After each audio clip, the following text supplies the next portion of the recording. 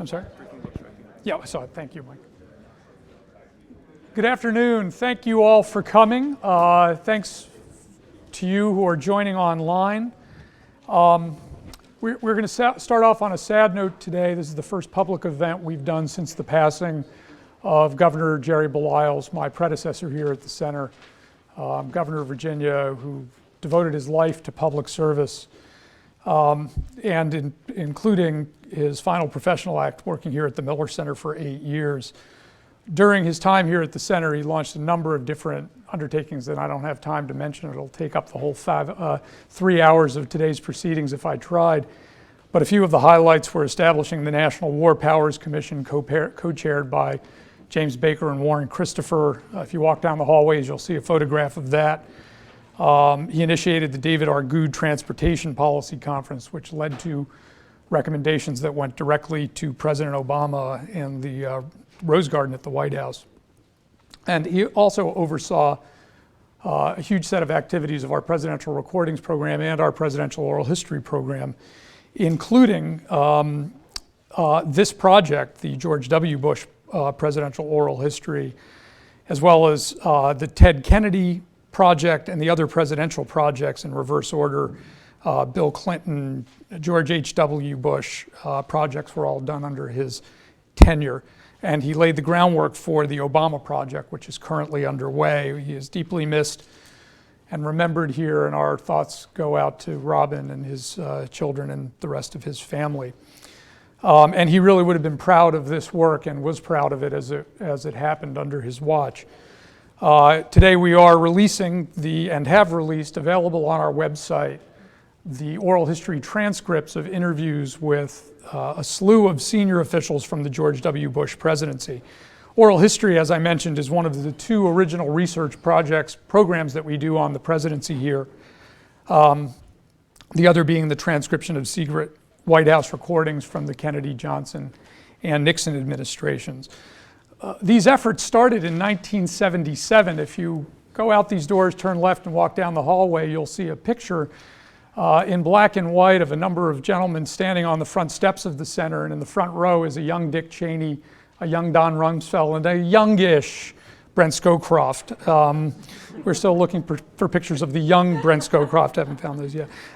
We conducted oral histories here for every presidency since then. And just to give you a sense of the continuity of the project, those three men appear again several times. Both General Scowcroft and then Defense Secretary Cheney participated in the Bush 41 project, and then Vice President Cheney and Defense Secretary Rumsfeld participated in this project. And we interview these folks to serve a number of different purposes, all educational, including education that you can use. These interviews are an enormous resource for political thinkers and scholars, policymakers, students, journalists, and general citizens of the lessons of how the office of the most powerful person in the world works. And this oral history is like all of those and then some. It was a massive undertaking that took almost 10 years, 9.5 years. We conducted almost 100 interviews with senior officials and key policymakers, and that's just a fraction of the thousands of people that serve the president. So we focus on really the senior most officials. Usually cabinet or assistant to the president level, senior White House staff, and as I said, the cabinet secretaries and often very important undersecretaries and deputy secretaries who serve. We have one of those with us here today. And we're delighted and honored to have many of these officials here with us today. Many have joined us from Washington and beyond, and it's a real thanks to them for making the trek. This Bush 43 project started in the summer of 2010. It ended, the last interviews were conducted earlier this year. But that's just the top of a big pyramid of work that goes into these. 77 individuals were interviewed. Often individuals were interviewed multiple times for a total of 91 interviews. Today we've released 43 interview transcripts, or they were 43 for the 43rd presidency, but we got a 44th in at the last minute, but I like the 43 number. And the ones that are released have been cleared. And to give you a sense of what that requires and how it starts and ends. I want to do this in the process of also thanking the people that do it. So it starts with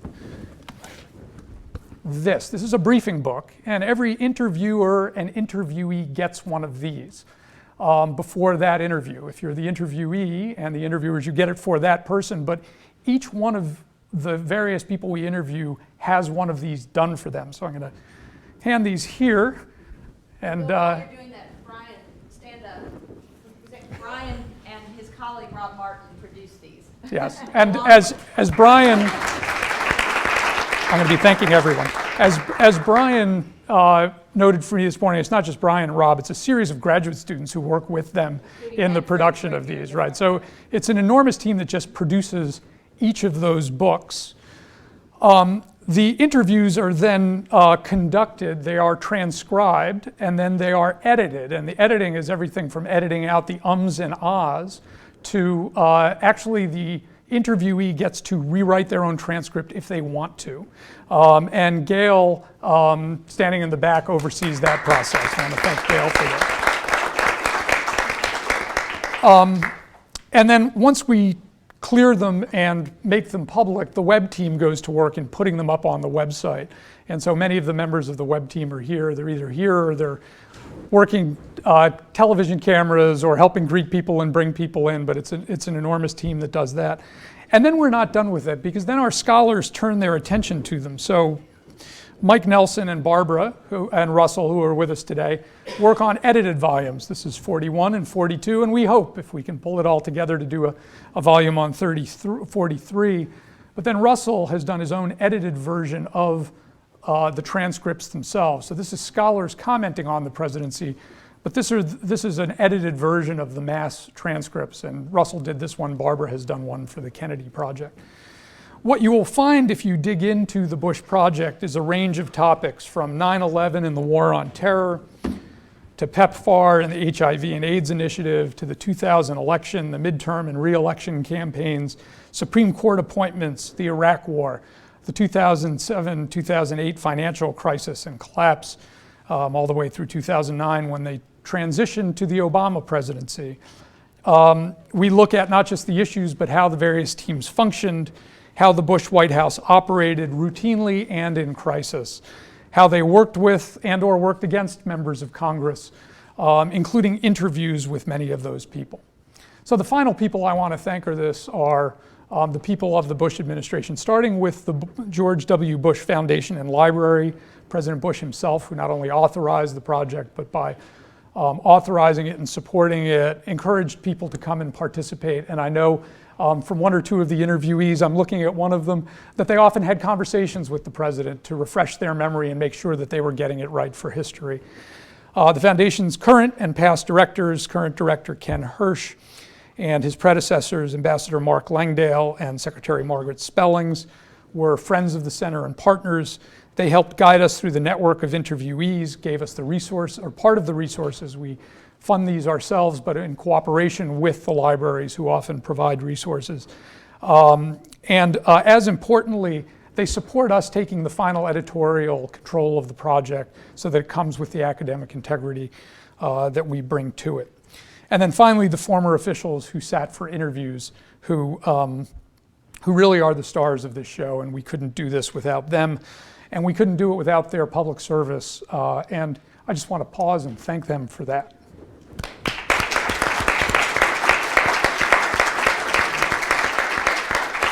So today we have two panels to discuss this.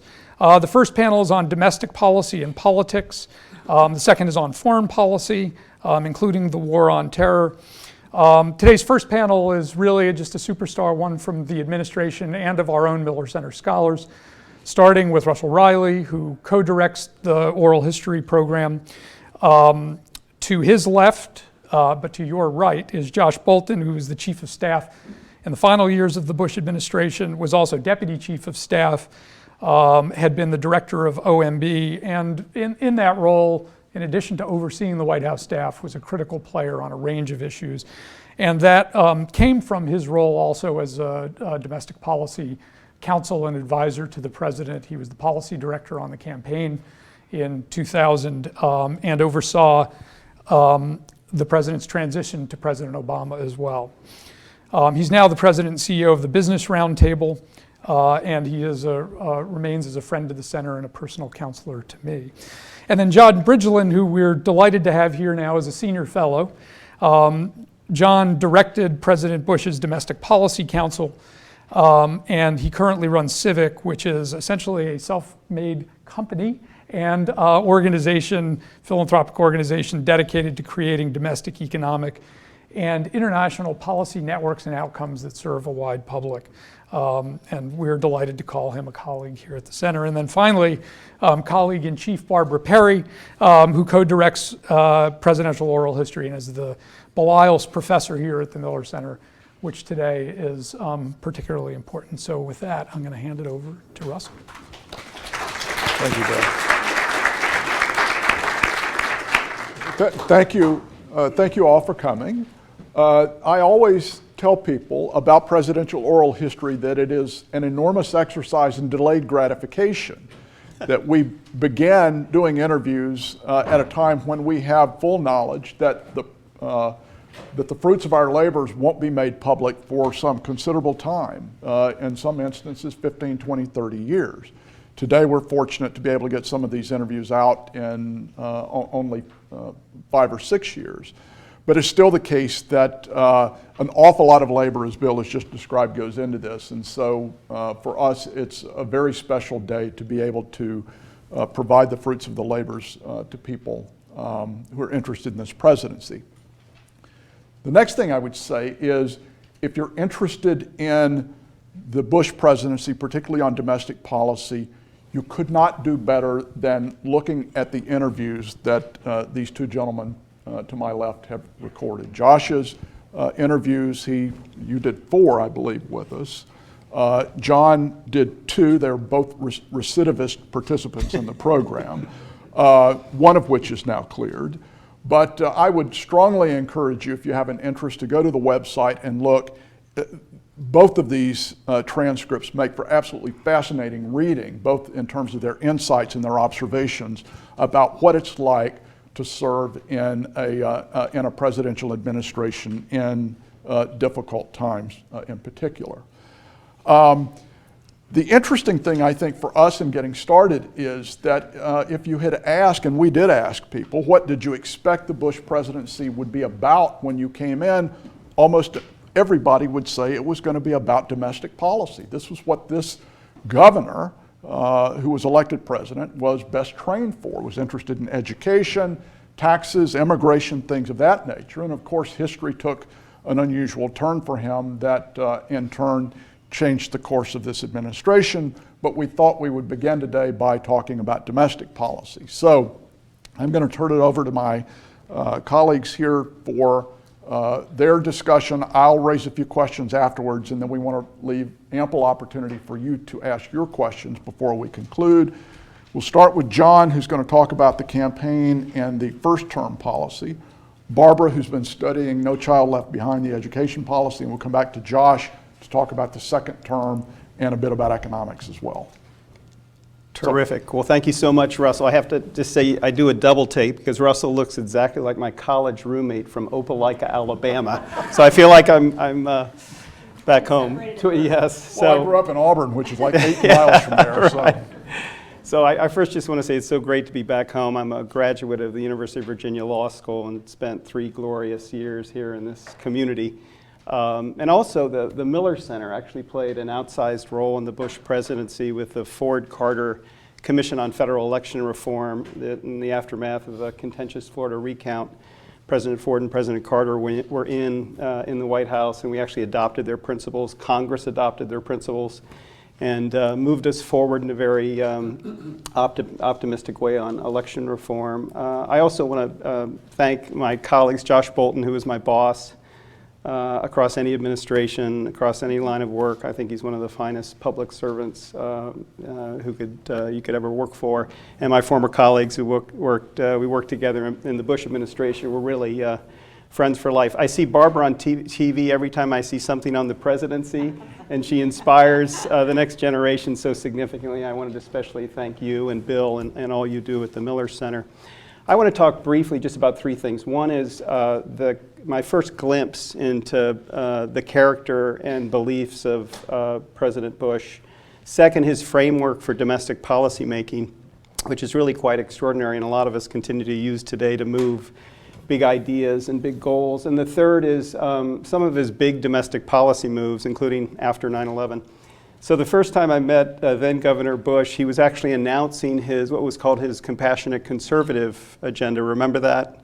It was the Duty of Hope speech on July 22nd, 1999. And I'd worked with Rob Portman in Congress. We had developed the Coalition for a Drug-Free Greater Cincinnati that had become a national model called the Drug-Free Communities Act. And so I was asked to actually brief him and then moderate an event in Cincinnati. So I met him at the airport. I got in his car. And I started to brief him, and he was completely uninspired by my briefing. I wasn't sure if he was going to continue to listen. And then I said, Governor Bush, there are faith-based organizations in this coalition. And immediately he was hot with questions. He said, does this organization receive federal funds, these faith-based institutions? I said, yes, Governor. He said, do these organizations, are they permitted to maintain their religious expression? And I said, yes, Governor, so long as they don't proselytize or engage in sectarian worship or try to convert people. He said, does the organization in any way discriminate against beneficiaries? I said, no, under the Civil Rights Act, they're not permitted to do that, and of course they don't. And then he asked me the big question, which would become a big subject in our initiative. Do these organizations maintain their right to hire people who share their religious beliefs? I said, yes, Mr. President, the Supreme Court unanimously held that on Title VII of the Civil Rights Act, they're exempt and can hire people who share their religious conviction. And he sort of sunk down in his chair and he said, good, I'm ready. How are you and your family? And we had a great chat. But we got to that event, and the substance was terrific, and the people there were terrific, and he was clearly inspired by the discussion. But I'm a terrible advancement. It was about 105 degrees. And after an hour in this overheated center, he's dripping with sweat. And I move off the stage, and I think, I'm never going to see Governor Bush again. And he stays for another half hour. He's interacting with people. He comes up to me and puts his arm around me and said, this is what I want my domestic policy to be about, mobilizing the armies of compassion, people who are closest to the needs of ordinary people, share their zip code, understand who they are, and can best serve, including with significant federal support, the needs of these people. And so it was just a big moment for me in seeing the character, how strongly he believed in the power of civil society and community and faith-based organizations. But another moment really struck me the first few days of his presidency. He called all of staff together in the Eisenhower Executive Office building. I don't think many of us were sure why we were meeting. And he comes in, and he's got the White House counsel and all the ethics lawyers behind us. And he stands up, and he said, I'm from Crawford, Texas, and you're from wherever you're from. And more important to me than any policy or program or initiative we may launch is maintaining the integrity and ethical standards of this office. And I want you to call these people behind me as many times as you need. And I remember calling Nanette Everson and all these ethics lawyers. Things come up. The outside world comes at you. And literally calling the Ethics Council again and again and again. And I just thought that was so extraordinary that he would set that standard and that was most important to him. A quick word on what has become known as strategery and how he envisioned sort of a domestic policy. And by the way, if we ever had a phone go off in the Oval Office, or it was not good. Poor Gordon Chondro. Whew. So, but very quickly, when you go in to brief the president in the Oval Office, which I was doing about twice a week, Josh probably every day, and if ever there was an initiative we were launching in the State of the Union or something that we were advancing, he'd have a 4-point framework, which I love. He'd say, what's the goal? What's the concrete goal? What's the evidence that this program or policy will actually be effective in achieving that goal? Third, what's the governance or management structure, and who's going to run this program? And I said, well, the assistant secretary of this department and agency. He'd go, no, what's that person's name? I want them in here. I want to look them in the eye. So he had a real manager's perspective on governance. And then finally, how are we going to keep accountable to the American people and the taxpayers over time for the success of this program. And that framework was very powerful in our development of domestic policy. I'll just finally, I want to touch upon a few of the domestic policy moves that were significant. The first, of course, was advancing No Child Left Behind. And there, his focus was making sure that all students, including students in poverty, children of various races, ethnicities, backgrounds, had equal access to a high-quality education. I'll never forget, we went in to meet with Senator Kennedy and Congressman Miller, who we desperately needed to make this bill bipartisan. They were the ranking members of the Senate Health Committee and the counterpart in the House. And Ted Kennedy said, "What I love about this bill is that it's going to give us, for the first time, disaggregated data by subgroup on how black kids and Latino kids and students with disabilities and English language learners and today homeless students are actually doing compared to their counterparts, and that we could close achievement gaps." And No Child Left Behind, there's a lot to say about it. You're going to talk about it, but I will say one thing. I've worked on the high school dropout problem for 20 years, beginning in 2001. And in part because of No Child Left Behind. And I know it led to over-testing, and there's some clear controversies around it. But graduation rates went from 71% to 84.6% from 2001 to 2017, which means 3.5 million more students have graduated rather than dropping out, with huge consequences to those individuals, our economy, our society, our prison population, and even our civic life, because graduates volunteer, vote, engage in their communities at higher rates than those who drop out.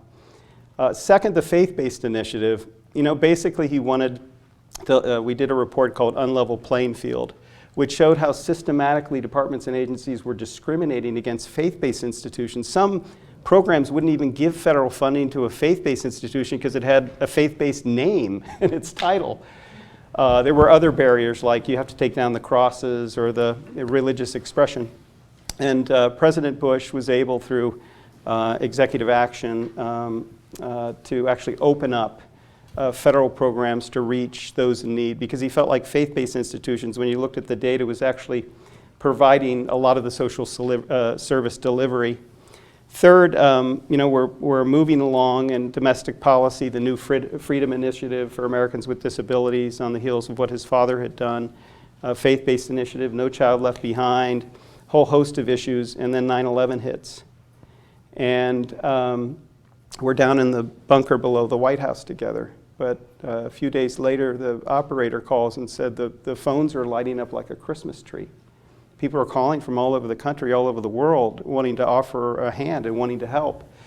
And so we're in the Oval Office, and he looks at Josh and me and said, I want you to create a culture of service, citizenship, and responsibility, an initiative that will do that. And Josh puts his arm around me as we're walking out of the Oval Office and said, all he wants us to do is change the culture.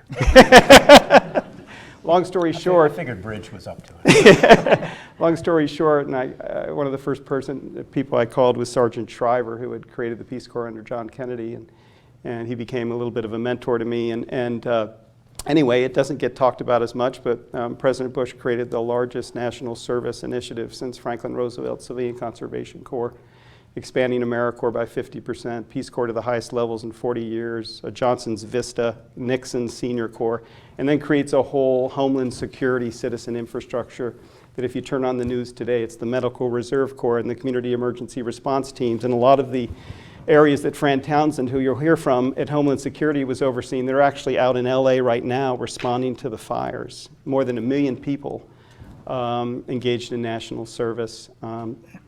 So the last thing I'll say is one of the biggest policy moves was bringing the national park idea to the ocean. And our oceans are actually dying. And the president, by executive order under the American Antiquities Act that Teddy Roosevelt used so effectively, it's the reason he's on Mount Rushmore, brings the national park idea to the ocean by creating Papahanaumokuakea Marine National Monument. And it was the largest marine reserve in the world, and it's inspired marine reserves created by other countries all over the world. And of course, the oceans and phytoplankton are the largest carbon sink so huge effects on climate change. So he did some very, very innovative things. He had strong character and beliefs, and his framework for domestic policy continues to kind of shape and form 7.2 million lives saved from malaria, from his president's malaria initiative, the AIDS initiative, lots of things that had clear goals, evidence of effectiveness, and then real results for the American people or people throughout the world. That was too long. I'll yield back the balance of my time. Thank you, John. Barbara? Which I will gladly take. So thank you very much. I said in the green room before we came in, I wanted to thank Russell and I wanted to thank Governor Beliles. When I wrote my last note to him when we discovered that he was entering palliative care several weeks ago, I thanked him for giving me the opportunity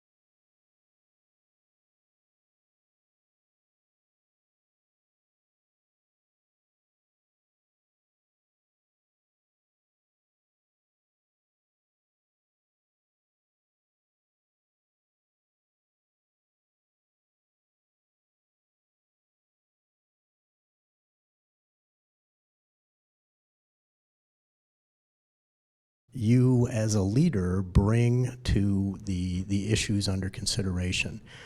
And I found that when there was a serious policy conversation going on, he typically started that meeting with a statement of his principles, that the principles that he personally brought to that issue, and then was ready to be briefed by the experts in a particular area, but he let them know that he was going to be taking the overlay of his principles and applying them to the fact situation at hand.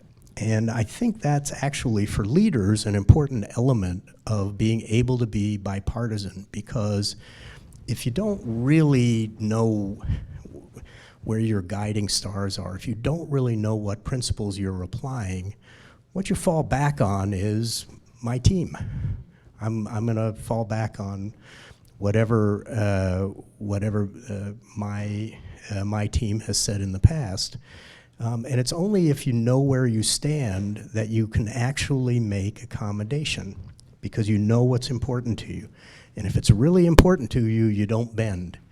But if you really know where you stand, you know where you can bend as well. And I think that's a very important element of the bipartisanship you were talking about.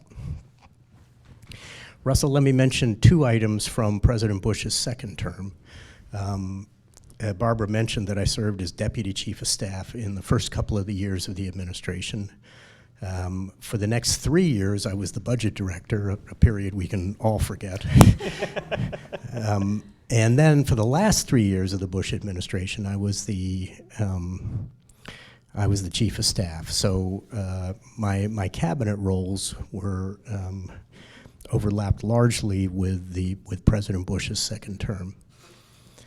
As a candidate in 2004, President Bush, I thought, courageously campaigned on a number of issues in national security area that the next panel is going to talk more about. But on the domestic side, he campaigned on 2 big initiatives. One was Social Security reform, and the other was immigration. And I always thought that was particularly courageous. But he came into office with a set of things he wanted to accomplish. And both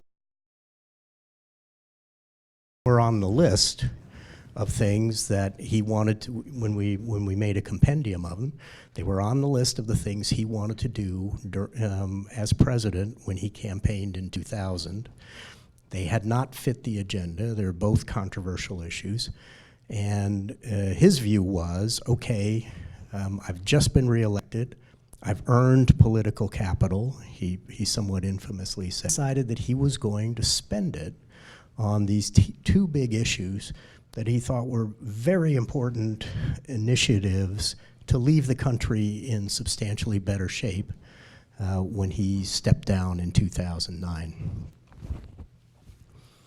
We had a detailed internal conversation, having gotten the direction from the president to do that. The big initiatives of the early years of the second term would be Social Security reform and immigration. We had a detailed and serious conversation at the staff level about what order should we do those in, because that can have a significant effect. And we ultimately settled on Social Security reform as the first thing that out of the box that the president should campaign on. Karl Rove, a genius in many ways, and a particular genius on understanding the politics in this country, he ultimately had concluded and carried the day, as he often did in these kind of conversations, to put Social Security reform first. And if you ask him today, he will tell you that that was one of the major errors that the Bush administration committed, certainly in the second term, because we put an enormous amount of political capital and effort into Social Security reform, which would involve, in very gentle and barely visible ways, involve making the program sustainable by slightly reducing the benefits that the program had promised to pay out, by slightly reducing over time rather increasing over time the progressivity of the program, and by giving people an opportunity to have some portion of their Social Security held in a personal account that they could control. This turned out to be a disaster because we had underestimated the passion on the Democratic side against anything that looked like privatization of Social Security, even though that's not at all what it was. But they were able to characterize it as privatization on the one hand. And among Republicans, we dramatically overestimated the willingness of Republicans to stand up and tell the truth to the American people, which is that the Social Security system is on an unsustainable path, and we need to shore up its finances in ways that very few people will actually notice. But if we start to bend those curves now, by the time the real disaster is coming up in a few decades, we'll be able to control it. And so we booked the president a few times a week, Bridge, if I'm recalling correctly. We booked him a few times a week to go out and have, Social Security reform rallies at a manufacturing plant, and who here has a 401k? And all the hands go up. Say, well, I want you to be able to use part of your Social Security in a similar kind of way. Yeah. I would say maybe a handful of even Republican members of the House were willing to support us in this, and we ultimately just had to pretty quietly go away on it. Now, we had spent 2005 deploying enormous political capital and pressure unproductively, so that in 2006, when it came time to bring up immigration, we had a lot less ammo, we had less support.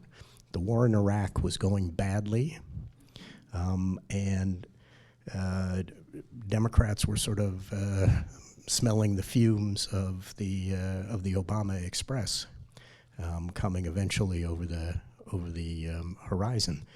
And so we made a really determined effort for immigration reform that in its substance was quite similar to the immigration reform that President Obama was supporting in 2013, I think it was.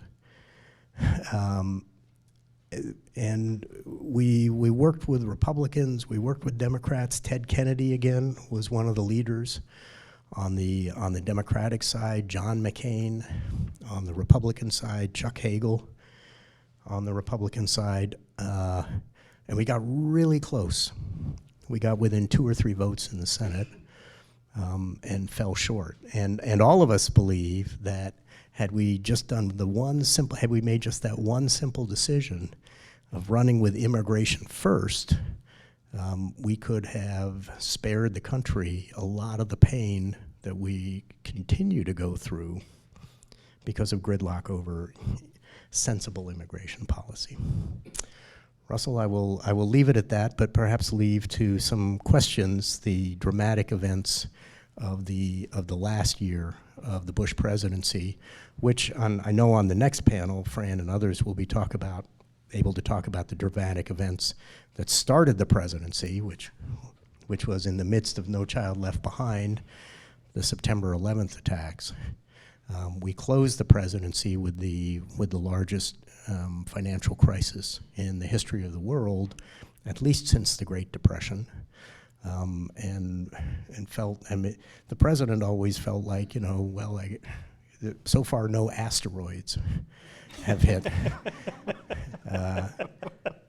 But the one thing I want to say about his approach to those things was, no point in whining, no point in crying. That's what leaders are elected for, are to address the hard problems. He made sure he was mentally and physically prepared for them. And my own view, not objective, is that he performed brilliantly through all of the crises he faced in his presidency. There's a wonderful passage in one of your interviews, Josh, on that very subject of the president physically preparing himself for leadership, and how extraordinary pressures of being a president under normal times, which were exacerbated because of the kinds of crises that this president had to confront, you have a wonderful series of pages there about how the president took care of himself because he recognized that he had to be fit for those burdens. I wish that I could say our jobs were like monks in a monastery, but we have way too much fun. And I think you probably, in listening to these three folks, get a glimpse into what it would be like to sit down with a tape recorder running for 8 or 10 hours to get a complete debriefing on things. We've got one of the world's great jobs, and again, the material is available for you online. Now that you've heard their voices, it'll be much easier to go to the transcript because you'll have that voice in your head as you're listening to Josh talk about the financial crisis or immigration reform. But since I've had 10 plus years at this, and we've got 15 minutes left, I think what I need to do is open this up and let you have a crack at it instead of me diving back in. We've got a microphone at the back of the room, so if you've got a question, raise your hand and she'll get the mic to you and we'll move on. It's right here in the center. Yes. I understand the issues of immigration now, they were pretty similar back then, but in terms of the one to revisit, where you felt that the order was incorrect and that with some slight tweaking in terms of benefits and, years when you qualified, do you think there is a lot of distance there, or do you think reform, Social Security reform is a possibility even now? I don't believe it's possible now because politicians are not operating from their first principles. The first principles for the Republican Party ought to be fiscal responsibility. And first principles for the Democratic Party ought to be make sure the program is there to be a support for everybody who needs it 50 years from now. And it's too hard in this day and age of immediate communication and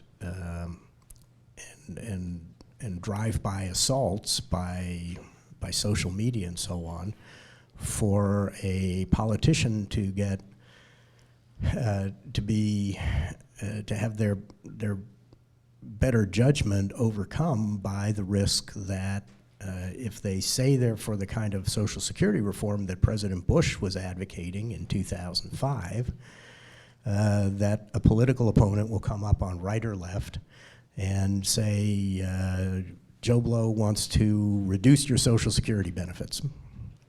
And once you have to start explaining that in the era of social media, you're probably dead already. So it's a very difficult environment.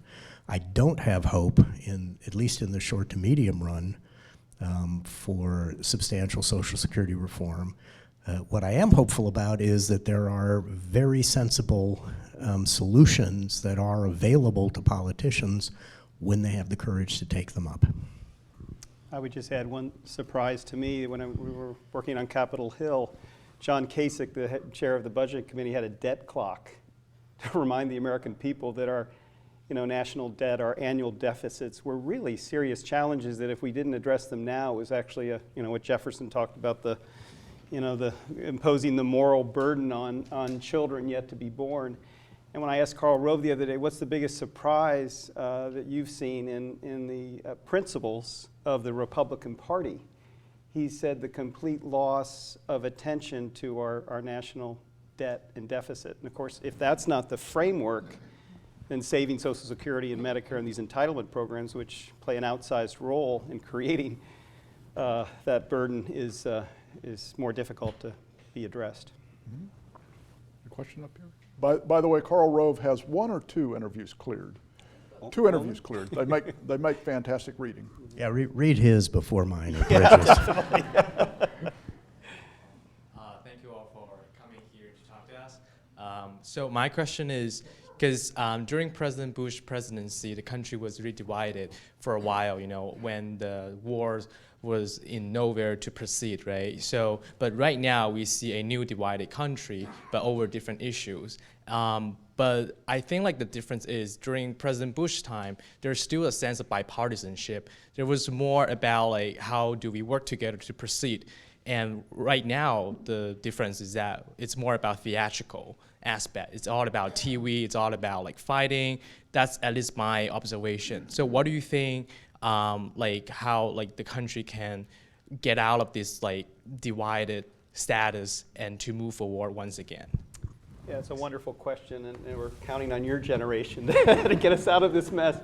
But, you know, I think presidential leadership matters so much. So on 9/11, most people don't know that President Bush was scheduled not only to be in Sarasota, Florida for that education event, but to come back that afternoon for a meeting with Muslim leaders across the United States to discuss how the roles they were playing consistent with the 5 pillars of Islam and the Jewish tradition of Tikkun Olam and Christian Beatitudes, these 3 great Abrahamic traditions.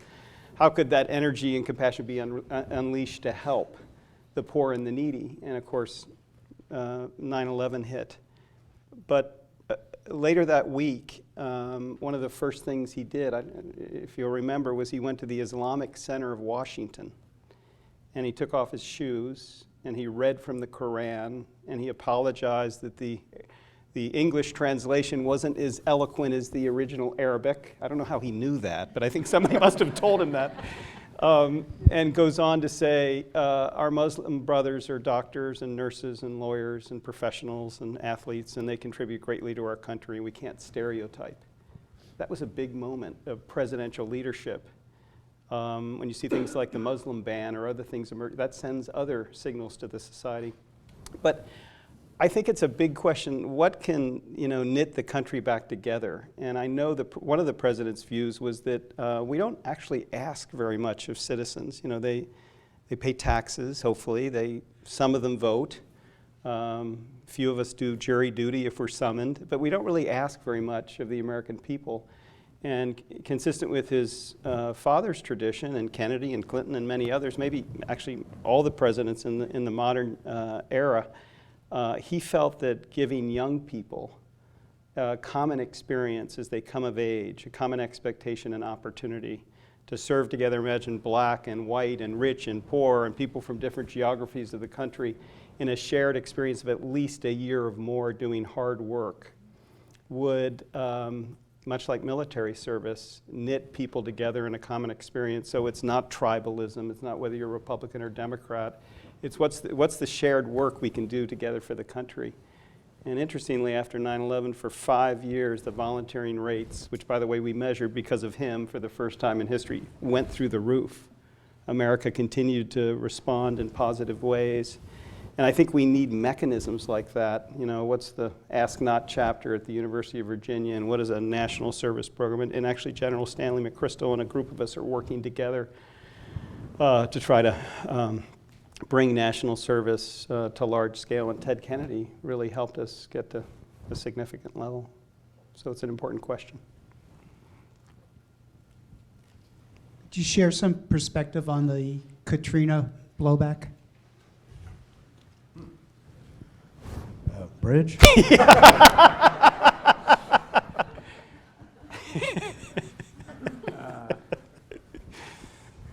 Okay, well, I'll give you my perspective on it, which was I was the budget director at the time. Yeah, everybody's favorite. By the way, did you know that at least when I was serving, the budget director was the only member of the cabinet that did not have his or her own security detail? And I kept pointing out to the president that I needed it most because I was under threat from my colleagues on a daily basis. But there's a point to the comment, which I was the budget director at that time, and therefore at my desk in Washington, because the budget works on a cycle that is relentless, and there's always something coming up, whether it's the execution of the budget that's already been passed, whether it's the passage of the budget that's coming up, or whether it's the formulation of the budget that's coming after that. There is a brutal, relentless cycle to the federal budgeting process that I was deep in the middle of. And therefore, at the time of Katrina, which was, Russell, what date? late August. Fran would know, yeah. Yeah. August. Yeah. Yeah. Fran, you better come up here. August 29th. Yeah, I'm just going to give you my perspective, and then Fran, who actually did the after action study, can really give some important learnings from it. But I was the only senior person that I was aware of who was actually at his desk in Washington at the time this was going on, and therefore the TV was on in the background, and I was seeing the images on CNN that others weren't, and I always thought there was a really good quote from, I think it was Senator Carl Levin at the time, who was asked on TV, what did the Bush administration do wrong? What were their failures in Katrina? And he said, I think it was a failure to watch TV and to be fully apprised of how bad the situation was, or at least how bad it appeared, and to take the right kind of steps to do what the federal government could. Now, having said that, the truth is, as Fran will tell you, the federal government was not organized to do very much. FEMA, which is the federal organization that is intended to coordinate response to disasters, it doesn't have a large staff. It can't deploy hundreds of people to go do rescues and feed people and things like that. Those are local responsibilities. And a lot of the story of the mistakes made in Katrina have a long history of both of neglect and of failure to be ready for what turned out to be just an extraordinary event. Having said that, the failures of the administration to respond in a kind of way that gave the American people confidence, I think is something that the Bush legacy just has to live with. I think if I had the opportunity to go back and do something over, I would have said to Chief of Staff Andy Card, who was a fantastic Chief of Staff and remains a dear friend, but who was a very decent, collegial, cooperative guy who was having trouble getting the governor of Louisiana to call in the National Guard. And if I could go back and do one thing, it would be to go to Andy and say, stop negotiating with her, stop being deferential, just tell her we are nationalizing the state National Guard in 2 hours. You may feel free to call them in on your own. If you haven't, we're taking them over and we're sending them in. That's, but for the rest, well, I'll leave it to Fran. Have time for one more question. Yes. Sorry to stick with the budget deficit, but there seem to be three theories now. One is budget deficit don't matter, one is they do matter, and one is they don't matter until they do. Where would you fall on that? Number 3. We have time for another one.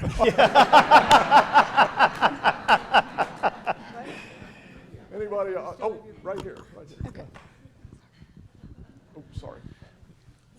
Thank you for the panel. What do you think President Bush believes his greatest accomplishment is from serving, and what do you think he believes his greatest regret is? Okay, Bridge, I'll handle accomplishment. You know what? This is a domestic policy panel, but I know that one of the things that he's most proud of, and that I'm certainly one of the things I'm most proud of having been involved in, is the President's AIDS program, has the melodious name PEPFAR, the President's Emergency Plan for AIDS Relief. But in 2002, there was a pandemic sweeping Africa that threatened to wipe out an entire generation of Africans and leave us with a continent of of orphans with AIDS, probably with AIDS themselves. And so the president asked us to look into what can be done, what can reasonably done. He applied exactly the principles that Bridge outlined just a minute ago. And then he decided to take bold action. Now, he, as Russell pointed out in the introduction, he came to Washington intending to be a domestic policy president, an education president. And he even criticized the Clinton-Gore administration for having overextended the United States into nation building around the world and so on, that we need to do more nation building at home, a phrase that was then adopted by candidate Obama. But in office, he found himself with this responsibility and with an opportunity. And I thought our colleague, Mike Gerson, who was at the time the president's speechwriter, who is the one, I believe, who deserves credit for the phrase, the soft bigotry of low expectations, which really captured the core of a lot of the president's compassion agenda. Mike Gerson, in the final meeting, when we were persuading the president to that we had a good enough program that we could commit a very substantial amount of dollars to this program, Mike, everybody got a chance to speak. My predecessor as budget director played his gruesome role and said, we don't have the budget for it. But everybody else in the room was supportive, because here was a real emergency, a crisis that the United States could do something about. And Mike summed it up when he said, Mr. President, if we really can do something to turn the tide of this pandemic, and we fail to do so, history will judge us poorly. And I think the president was already there, but I thought that really captured the way in that room the president approached issues like this. And the result is that we now have, I think it's 17 million people alive. Bridge will know the data better than I. 17 million people alive today in Africa who otherwise would not be, and several million babies born HIV-free because their mothers were given the right kind of medication during pregnancy. And that is a fantastic legacy, not so much for President Bush, who doesn't get much credit for it, but whenever he's asked about it, he says, spread the word about this, because Americans need to know that what their generosity has done around the world. Yeah, I would just add quickly that there's no malaria really in the United States. There's no domestic constituency, no members of Congress that are going to want to invest money in malaria control. And yet, I spend a lot of time in Africa, and President Bush launched the President's Malaria Initiative to target, as he would, a goal in 15 countries to end malaria deaths. And since the launch, 7.2 million lives have been saved. Hundreds of millions of cases have been averted. And it's interesting, you go into these African countries, and there are actually a few of them that have national holidays honoring President George W. Bush. And you go into these health facilities and you see PEPFAR and PMI. And it's interesting because you go in and you see China, and they're investing in infrastructure and mining and taking out resources. And the American people across the continent are known for their generosity and compassion and, helping literally baby and young women survive. So I think he's not a legacy guy. He doesn't focus a lot of attention on it. But I think in terms of lives saved and people touched, that's the two of those together is pretty profound. At Josh's insistence, as we were conducting the program, he said, Russell, you need to go talk to a guy named Mark Dybul, Yeah. D-Y-B-U-L, who at the time was in Geneva, so I had the hard duty of going to, spending a few days in Geneva. He was with, the World Health Organization or something like that. He ran the Global Fund for AIDS, tuberculosis, and malaria, which was the international counterpart to PEPFAR, which has done an extraordinary job saving lives. But he had been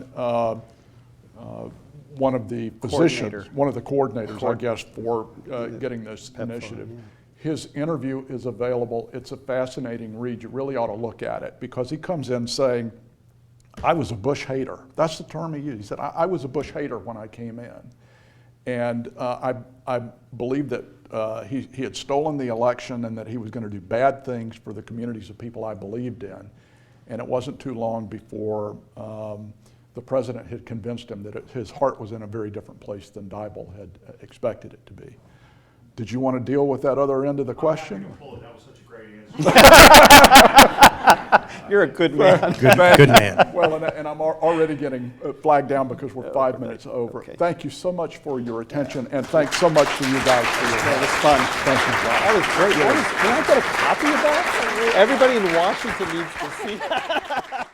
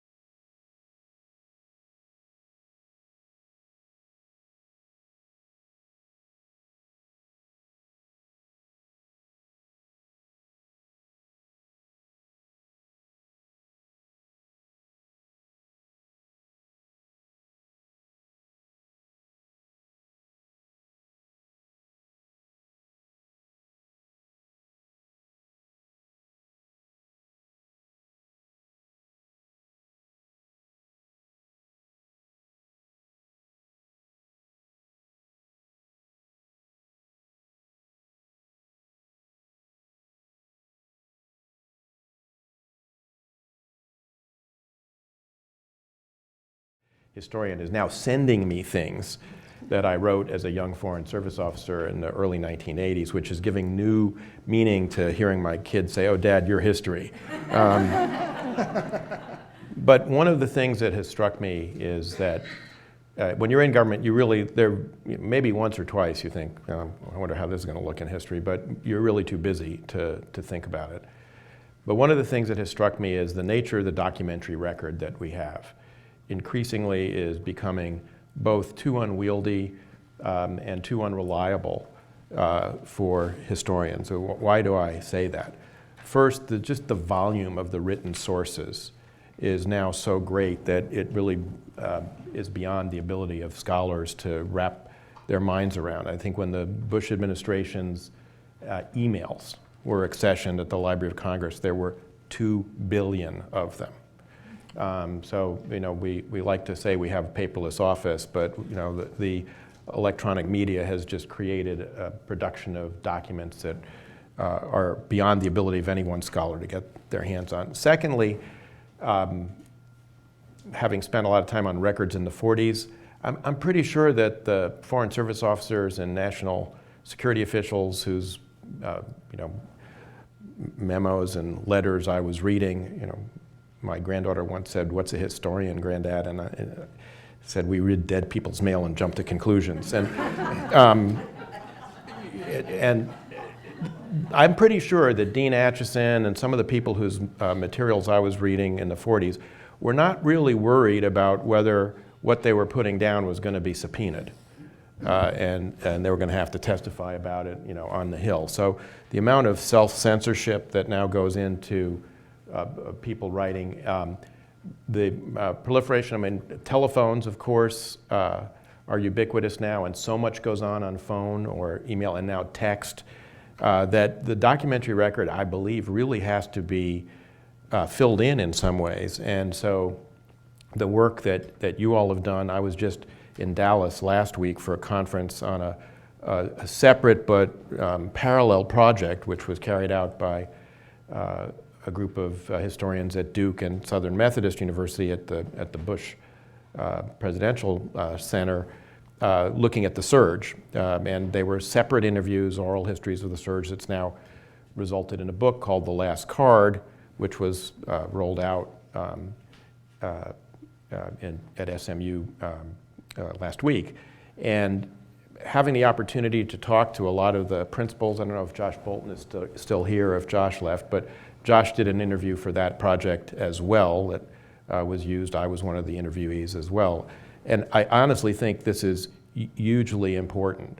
And I think it's important in part because if ever there were a subject ripe for historical revision, I think it's the history of the Bush administration, and particularly the administration's foreign policy. Now, presidential reputations wax and wane, and that as a result of scholarship, and that's only natural. You can see it also, of course, in the public, and President Bush's current approval rating is 63%. For those of us who sort of limped out in 2009 at the tail end of the Bush administration, thoroughly exhausted by 8 years that I think none of us bargained for when we signed up for the administration. We're, I think, all gratified to see that. But I think getting a chance to sit down with policymakers and understanding, not to excuse any mistakes or lapses, because there were some, we made some. Josh was just talking about mistakes being made on the domestic policy side. That's natural. That's in the nature of human beings. But to at least understand, as they understood it, the policymakers, what they were doing, what they were trying to do, what they hoped to accomplish, what they think they may have, maybe didn't accomplish. That's a very important supplement to the written record, and I think it's going to be increasingly important to supplement the written record because of all the lapses or limitations that I've mentioned. Because now we have a study of the surge, I would say, just reflecting back on my own interview, I would like to see similar projects actually launched on the decision-making following 9/11, the 9/11 attacks, how that was managed. I mean, there's been a first effort at that, of course, by the 9/11 Commission, but I think that was done in the heat of fairly intense partisan controversy. An election year was coming up. I think a more dispassionate look, which now takes into account how people thought they were doing and what they were trying to do, is probably in order. I'd like to see a similar study of the decision-making that led to the decisions in 2003 to launch Operation Iraqi Freedom. I think that when people look at the full documentary record and the oral histories, I think a lot of those decisions are going to become maybe a little more comprehensible, particularly in the wake of a presidency that has now put whatever reservations some people may have had about President Bush into a completely different context, and I think that makes a difference. I'd like to see a very detailed study of the Korean nuclear issues as they were handled in the Bush administration for the whole period. That's not really a discrete decision. It's really a whole series of decisions we made and negotiations that took place leading up to the nuclear test by North Korea in 2006.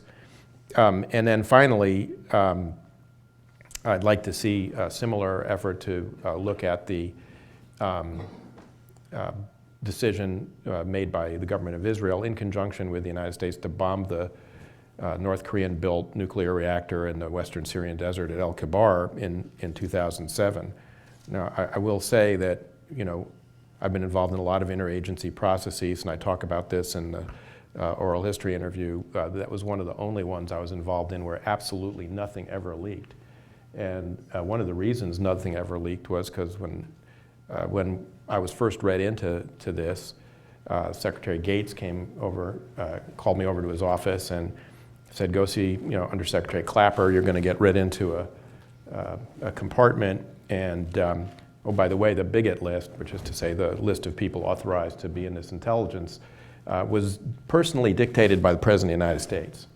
And then we went into the room, in the sit room, to have the first meeting of the group, and the President actually came down and launched it, and after talking to us a little bit about the problem, said, and if any of this leaks, I'm gonna fire all your asses. And nothing leaked. Go figure. I'll just mention maybe one or two other anecdotes about President Bush, which I think I did not know him when I came into the administration. I had worked for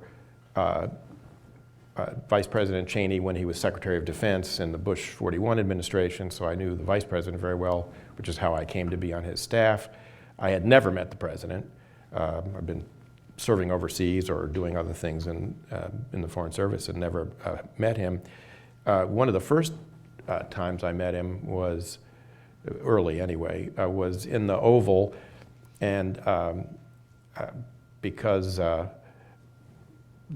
Vice President Cheney had a lot of particular interests, but there were some things he was a little less interested in. So there was always a seat for a representative from OVP in the Oval Office for meetings with foreign dignitaries. And in the early days of the Bush administration, there were a lot of foreign dignitaries coming in from the hemisphere. So we had President Pastrana from Colombia, we had the Brazilian president, the Bolivian president. I ended up on a lot of these things. And later on, President Bush met with President Koštunica of Serbia, and he had the meeting in the Roosevelt room. We had the meeting, it wasn't actually supposed to be a meeting with the president, it was supposed to be a meeting with the vice president, but we agreed that the president would do a drop-by, so they did in the Roosevelt room, so he could casually drop by. And he came in, and as he sat down, Vice President Cheney said, Mr. President, do you know my National Security Advisor, Eric Edelman? And the President said, oh yeah, I know Eric, he's your Latin America expert. I've never served in Latin America, and I don't speak Spanish. But we didn't correct the record for that. But in that meeting with President Koštunica, I saw the President demonstrate a quality which I think made him enormously effective in international affairs, which was a very, very direct approach to his counterparts. And in this meeting with President Kostunica, and people have forgotten this, but before 9/11, one of the main issues we were wrestling with in the early days of the Bush administration was the leftover issues from the Kosovo negotiation that had been completed by the Clinton administration. And President Bush came in and sat down and turned to President Kostunica and said, "I'm curious, Mr. President, how do Serbians think about the United States, you know, and how do you and your people feel about us?" He said, "Because I can imagine that there are, you know, some pretty negative feelings about the United States since last year we were bombing the hell out of your country." And Kostunica was just sort of taken aback by this incredibly direct statement, but it elicited a kind of conversation which I doubt we would have had the president not broken the ice that way. A little later, by the way, to a point Josh made earlier about the president's having a pretty good sense of humor about himself, I was in the Oval for another meeting or pre-brief, and Ari Fleischer came in and was recounting what had come up in the press briefing that morning, because it was still in this period in the spring where we were working on Kosovo, and he said, "Yes, Mr. President, I had to talk today a lot about the Grecians and the Kosovoans." And the president laughed because Ari explained that it really was Greeks and Kosovars, but never mind.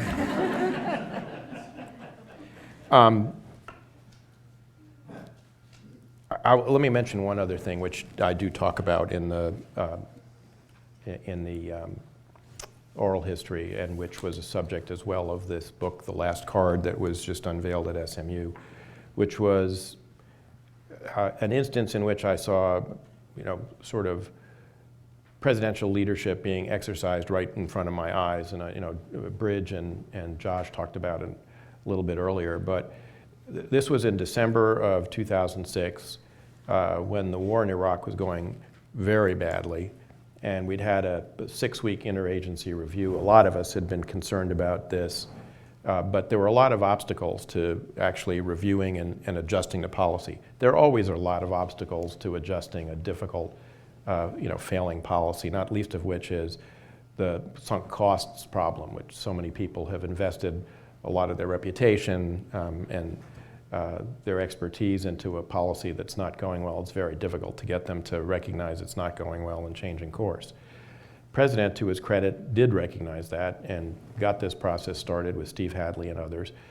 But when we went into the tank, which is the classified conference room in the Pentagon where the Joint Chiefs hold their meetings, you know, it was a very difficult meeting.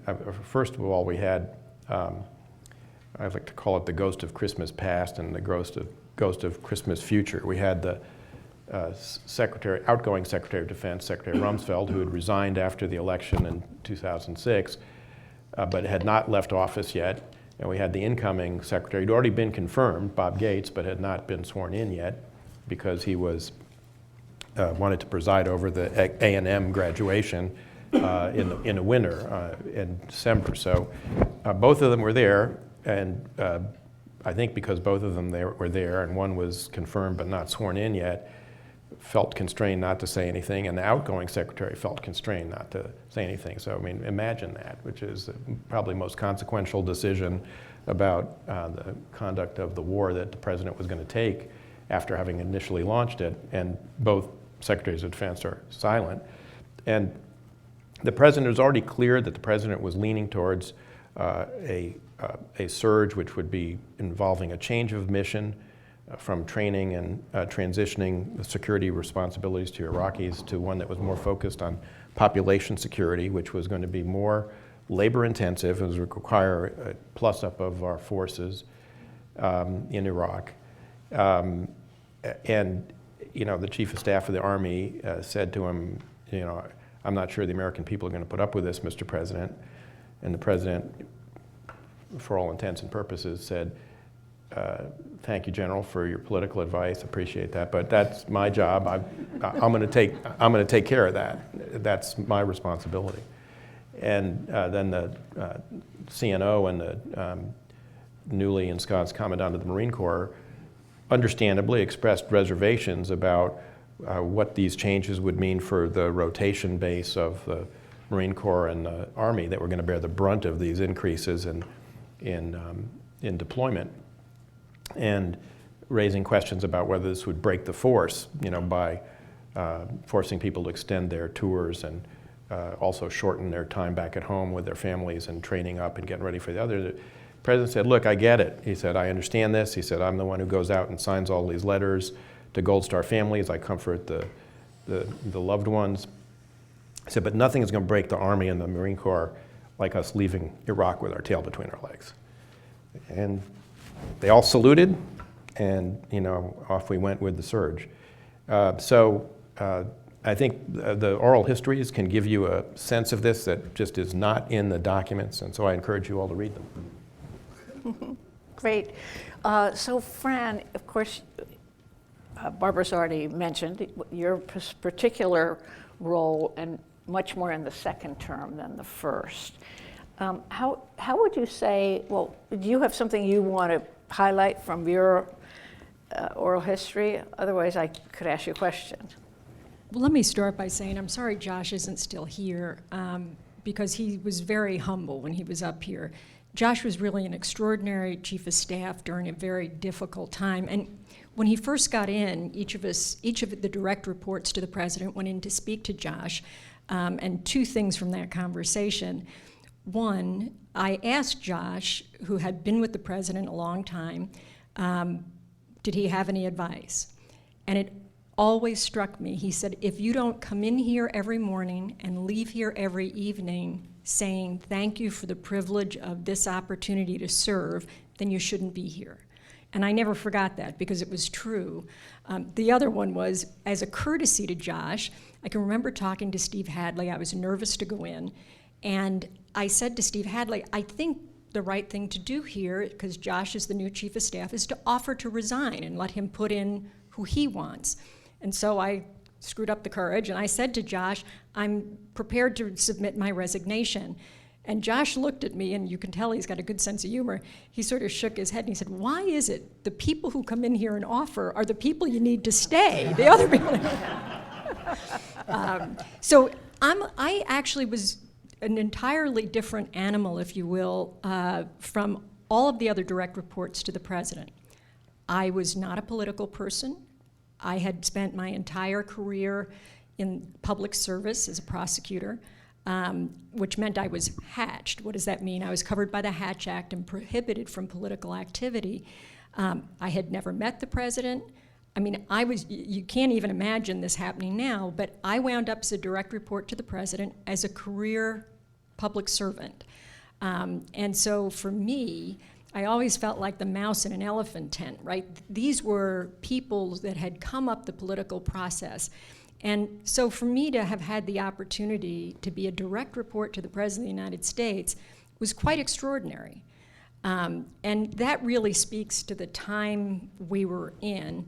I'm happy to talk about it. I'm happy to answer questions or talk a little bit about the oral history. Please do. Okay. Yeah. Look, there were lots of things that I wound up responsible for. So I was the assistant to the president for Homeland Security and Counterterrorism.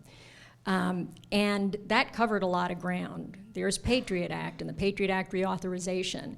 There was the Silberman-Robb Commission, which was looking at the intelligence failure of the going into the Iraq War. There was this intelligence reform, which was the single largest reorganization of the United States intelligence community since the National Security Act of 1947. It was the establishment of the DNI. I wrote the first presidential decision directive on cyber. It was classified at the time. It was the last thing I did. And the good news, if you're looking for good news in the current political environment, that got handed off to the Obama administration, who built on it. And it's been handed off from the Obama administration to the Trump administration and continues to be built on. So there is occasionally an example where presidents hand off one policy to the other and it continues to mature. Cyber is one, and thank God for that. And we doubled the size of the operations wing of the CIA, which had been diminished during the Clinton administration because there was what they called a peace dividend, and obviously post 9/11, we needed to increase it. And so there were lots of things like that. Bill Antholis, when he first got up here, looked at me. He had made an aside about some of the people who were interviewed actually had to go back and discuss it with President Bush. That was me, because it was extraordinary to me how well prepared the historians who interviewed me had been. The binder gives you an idea, but they jogged things in my memory that I had forgotten. Principally, among the most interesting, and that I did have to go back and talk to the president about, in 2004 in the re-election, most people don't remember this, he's campaigning, it's a very tight race, it is not at all clear he's going to win, and the week before that election, Al-Qaeda, bin Laden, and Adam Gaddan, an American member, videotapes. Threatening if President Bush is reelected, the US streets will run with blood, was the quote. Well, you can well imagine, everybody's on the road campaigning. I'm back at the White House, and it falls to me to call what is essentially a Homeland Security Council meeting. Typically, that would mean the president chaired it, but I'm the only one there. So everybody, the president, Condi Rice, the Secretary of Defense, the chairman of the Joint Chiefs, every agency head of the National Security Council, videos in. I have a couple people in the room with me, including the director of the National Counterterrorism Center, the Attorney General, the director of the FBI. But I've got all these people on screens. And the question, this is the Saturday before the election, is whether or not we should raise the terror threat alert. You'll recall this was the red, orange, yellow, blue, green, blue thing. And I remembered before going into that meeting, the president called me and was, you talk about some moments are historic. And I think the president was trying to impress upon me the importance of this meeting, the importance of the outcome and the recommendation to him, and there would be no mistake. He had a view, and he wanted me to know what it was before I walked in. It was a very difficult meeting. The cabinet was split and split hard. I kept them there. I implored them to come to a decision. I pushed them. I tried to guilt them into it, because if you can't decide, you're going to put this on the President of the United States. In the end, they didn't come to a decision. They didn't come to a consensus because of how strongly the feelings were on both sides. Ultimately, I speak to the president, and we do not raise the terror threat level. It was extraordinary because you can imagine then on election day, he knows this, I know this, and the cabinet knows it. We are praying that we've made the right decision. We don't know if we're terrified that at some polling station or stations that there's going to be a terrorist attack. And then we're going to have to say we chose not to raise it. Fortunately, that doesn't happen. But I want you to imagine for a moment you're the President of the United States. When you think what you're going to focus on solely is a tight re-election, he continues to have the burden of the office on him even then. And so there are those occasional moments where you say, this is historically is important. Someone asked about Katrina. That was another one of these historically important moments. I think what pained the president the most was not the criticism, but was the suggestion that how the federal government responded was different based on race. The notion that this had been would never have occurred to the president. Look, he was frustrated with the response, but it certainly had nothing. Listen, if this had been in another city, if this had been Dallas, the response wouldn't have been any better. I will tell you, I think Josh put it lightly, the first responders, if you're waiting for the federal government to be your first responder, you are in deep, trouble. That's not our job, we're not resourced for it, and we're not close enough. And so the initial failure was at the state and local level. The governor and the mayor of New Orleans, they failed spectacularly. And what happened is we came in on top of that and we went down with them. It's worth noting that the president gets credit. He asked me to do the lessons learned, and his only direction was focus on the federal government. And I said, well, how can I do that without explaining the state and local failure? He said, no, the American people don't want finger pointing. They want to know what we're going to do to make it better next time. And he would not let any of us go out at the time and talk about the state and local failure. And he took a lot of political heat. As Josh said, we're going to continue to deal with the legacy of Katrina.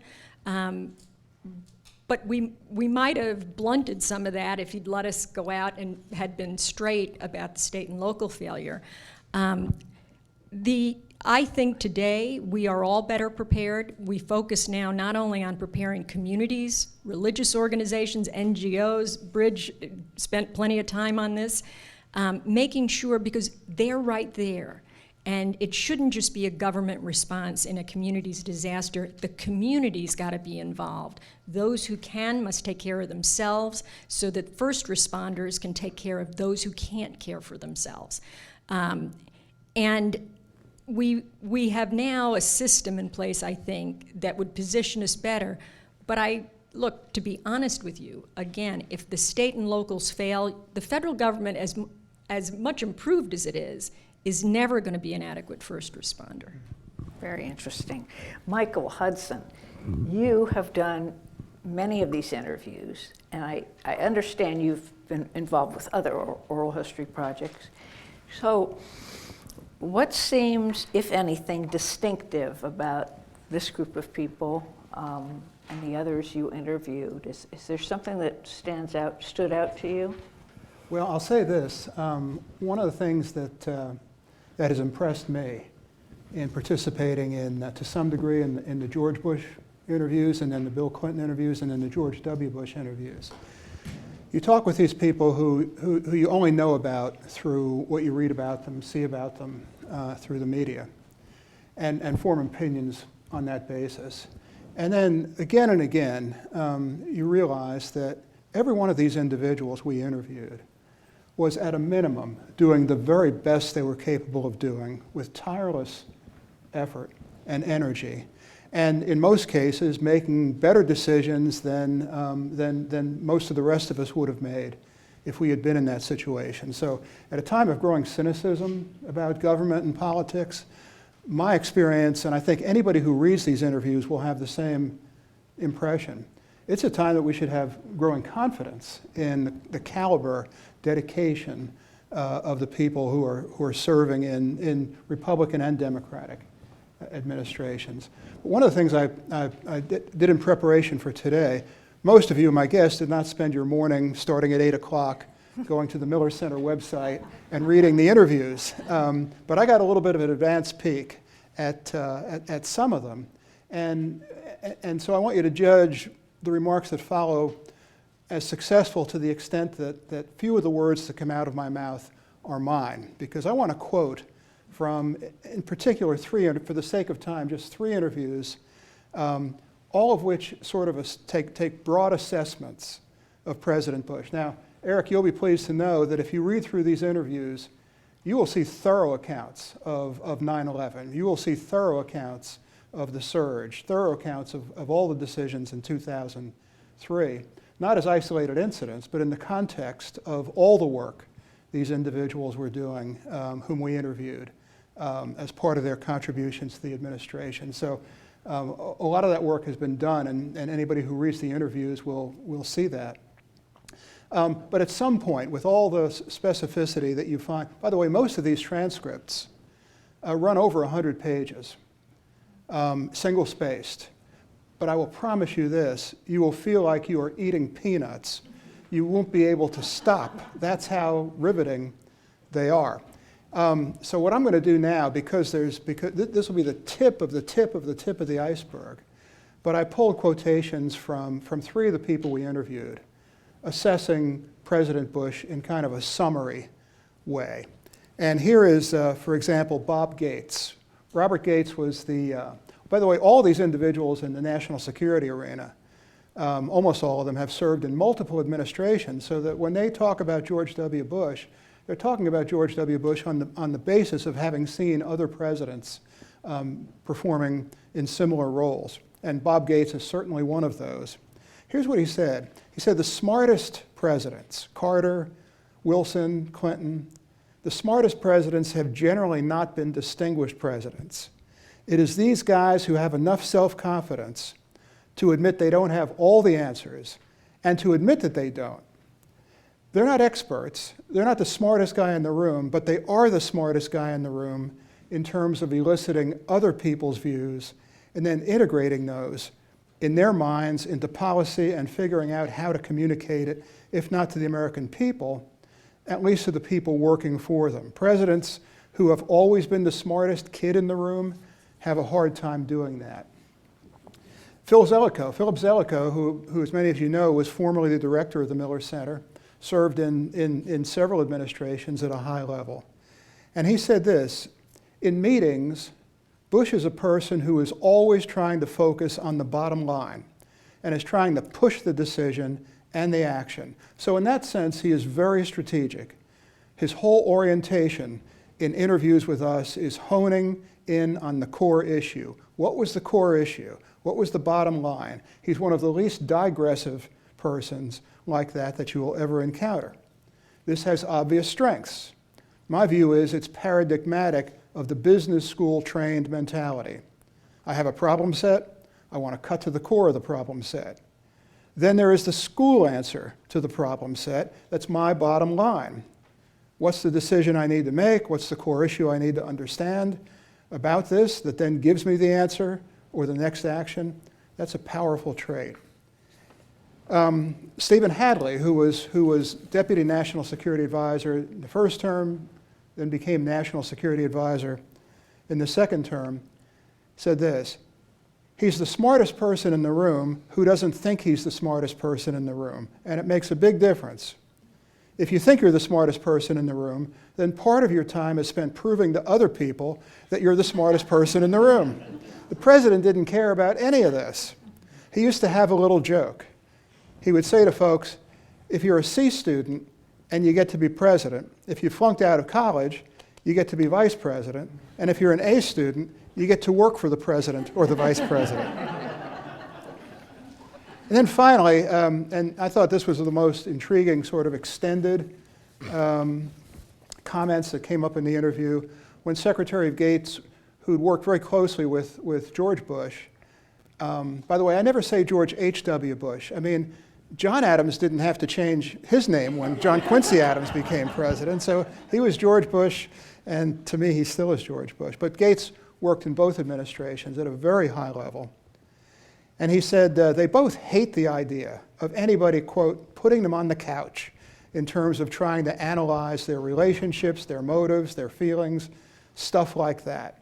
Any press articles that talked about any of those things, they just totally hated, because in their own way, they're very private people. For very public people, they're very private people.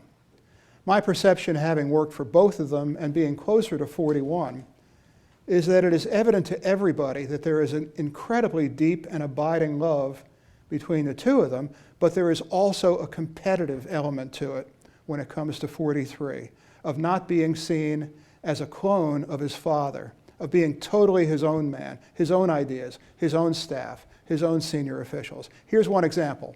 This is Gates. I'd been in office about a month.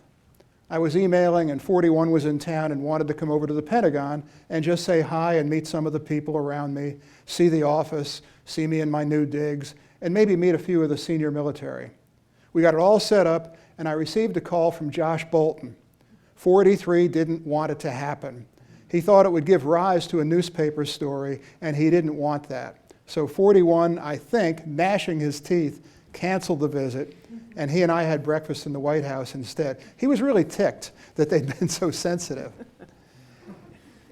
I asked Gates then, was he his father's son in noticeable ways? Was George W. Bush his father's son in noticeable ways? And here's what Gates said. in two ways that I noticed, and maybe it's because I'm sensitive to it. The son, just like the father, treated everybody around him equally.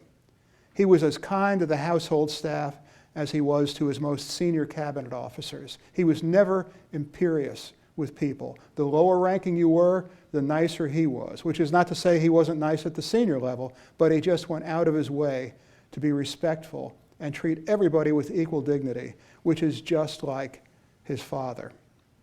I thought that was, put it this way, if anybody ever said that about me, I would be ready to go to my grave right now before I screw it up. Don't be hasty, Mike. Before I screw it up.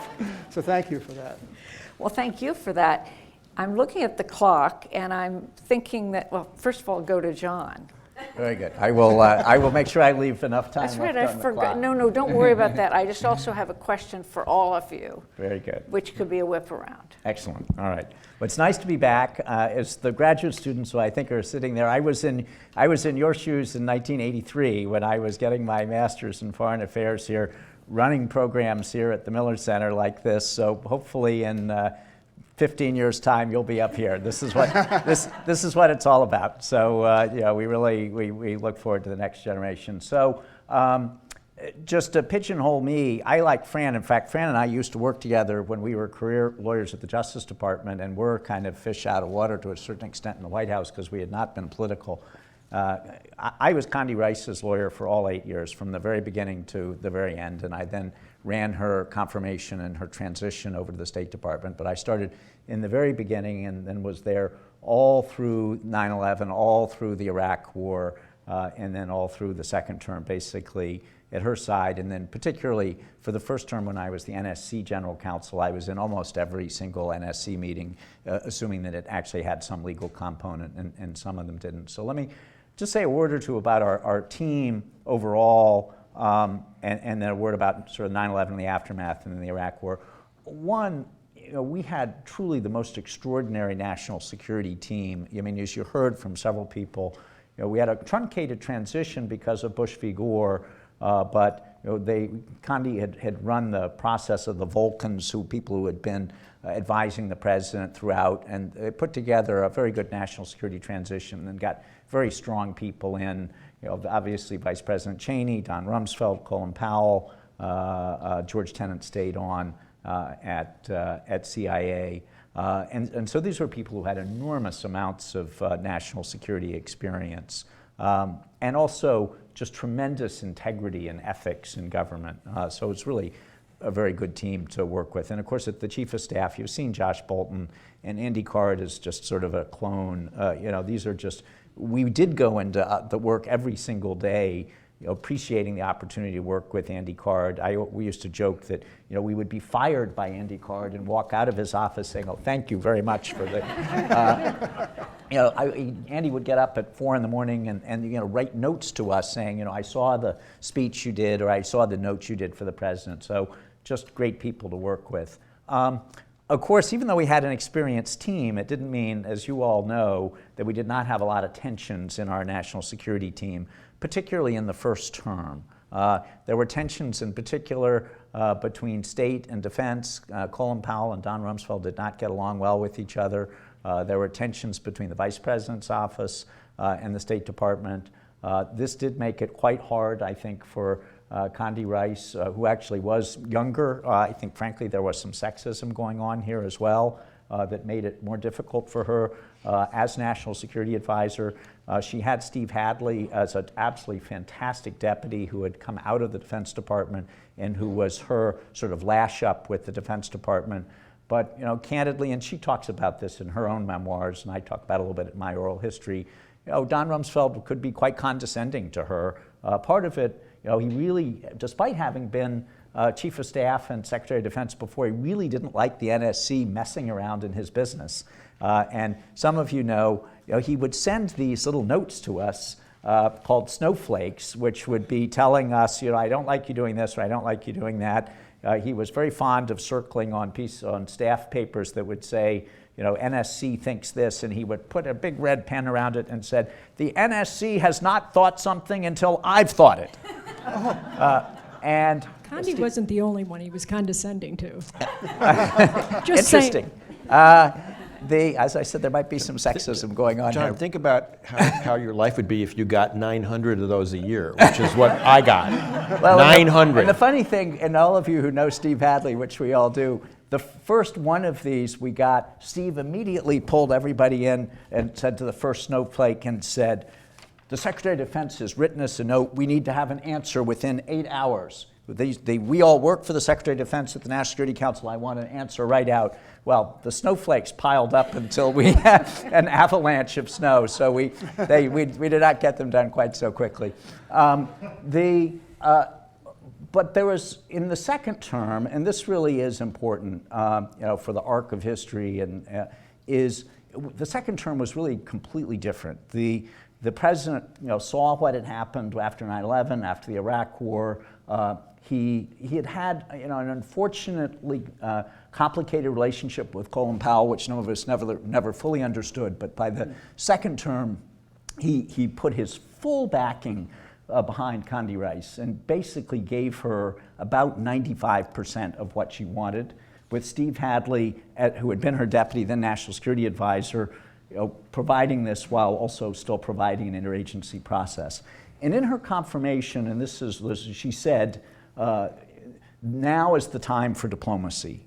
So the whole second term was really, in foreign policy, a very diplomatic and multilateral second term. The first term, we'd sort of gotten thrown off our game with the unexpected 9/11, the Iraq War, which you can call either a self-inflicted wound or just, it turned out to be a problem, and a lot of bickering inside the national security processes. By the second term, Secretary Rice really had the full backing of the president. She talked to him almost every morning. And then by the time Bob Gates moved in, and she of course used to work for Bob Gates in the Bush 41 administration, the two of them were just like this. So, one of the sad things for me, and I often say this to Europeans, Eric's a European expert, is, after the Iraq War, Europeans were sort of just waiting for us to be gone. But the whole second term was a very diplomatic, multilateral, very traditional international second term. So point one. 9/11. I was in the White House on 9/11. I stayed up almost all night long in the Situation Room. My job was to try to provide advice to the president as to whether he had the authority to shoot down domestic aircraft, which was not something that I had been trained in law school to do. But the aftermath of 9/11 and our response, of course, as I said a couple times, really threw us all off our game. We were working at that point 18, 20 hours a day, 7 days a week for the next really several years. I probably spent 50% of my time for the next 7.5 years on terrorism issues.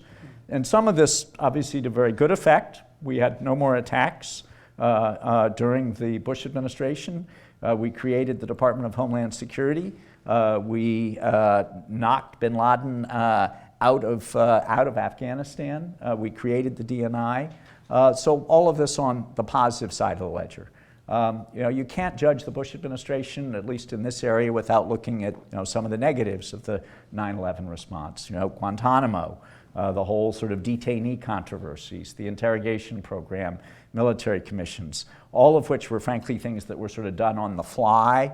And part of the problem was that they were done on the fly, that we had to make decisions quickly, and there were, frankly, ended up being bad processes. I think, Eric will agree, all of us will agree, that when you have bad processes, it results in bad policy.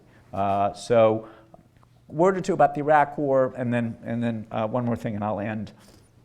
Iraq, when I came in, I never did fully understand sort of the fixation of those who had been in the first Bush administration with really sort of the unfinished business on Iraq, and that was very clear for the first couple of years inside the White House. The President Bush himself, I think, was not particularly interested in Iraq, was certainly not an Iraq hawk, but he had people in the Vice President's office and in the Defense Department who were pushing him very hard on this. Just sort of two interesting stories that kind of show this. In the run-up to the Iraq War, Vice President Cheney, who was not a big believer in the UN, as Eric knows, really did not want the president to go back to the Security Council Tony Blair, on the other hand, had said to the president, I cannot be with you unless we go back to the Security Council.